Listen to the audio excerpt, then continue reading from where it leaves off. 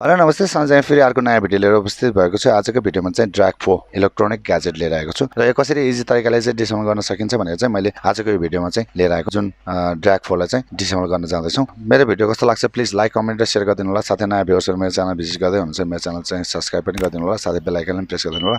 कस्तो भिडियोजले चाहिन्छ please comment पनि गरिदिनु होला र यो भिडियोलाई धेरै भन्दा धेरै शेयर गरिदिनु होला। जुन आजको भिडियोमा चाहिँ ड्र्याग 4 इलेक्ट्रोनिक ग्याजेट किटलाई चाहिँ डिसेम्बल गर्न भनेर चाहिँ मैले भिडियो लिएर आएको र यो डिसेम्बल गर्न जाँदैछु र त्यो डिसेम्बल भिडियो हेर्नुभन्दा अगाडि चाहिँ मेरो च्यानलको सानो इन्ट्रो पछि चाहिँ सुरुवात गरौँ है त।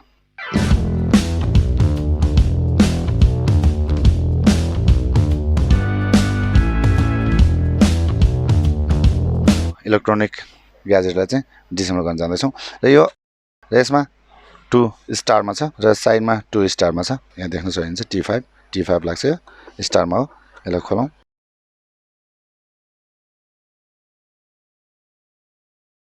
टोटल 4 स्क्रु यहाँबाट निक्ल्यो।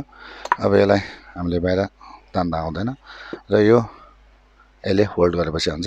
यो जुन यो साइडमा छ यसलाई यसरी निकालौँ। यो निक्ल्यो। यो जुन यो माथि रहेको छ यो ड्र्याग 4 को यो ड्र्याग लेखेको यसलाई यहाँबाट हामीले रिमुभ गर्नुपर्छ। फर्स्ट रिमुभ गरिसकेपछि यसमा 2 स्क्रु देखिन्छ। यो 2 स्क्रु चाहिँ प्लसमा छ। यसलाई प्लसले चाहिँ रिमुभ गरौँ। यो स्लिप गइसकेको छ। यो प्रब्लम नै यही आएको यसमा। यो स्लिप भएर माथि आएको छ। यो भित्र ब्रोकन भएको छ। यो यसरी माथि आयो र यसमा एउटा 1 प्लस स्क्रु छ। यो प्लस माथि आउनै पर्छ। यसरी माथि आयो।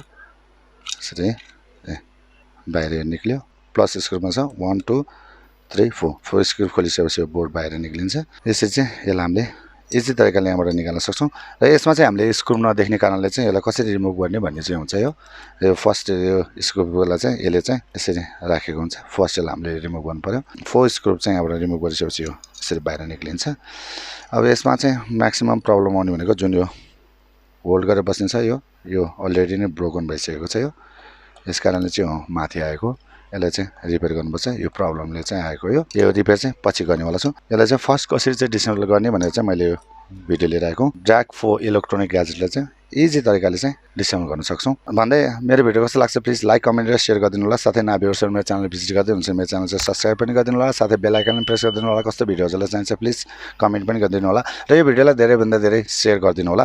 ड्र्याग 4 इलेक्ट्रोनिक ग्याजेट किटलाई चाहिँ कसरी चाहिँ डिसेम्बल गर्ने भनेर चाहिँ मैले भिडियो लिएर आएको थिएँ र यो भिडियोमा डिसेम्बल पनि गरौँ भन्दै अर्को भिडियोमा चाँडै भेट्ने बाचा गर्दै यो भिडियोबाट चाहिँ म बिदा लिन चाहन्छु।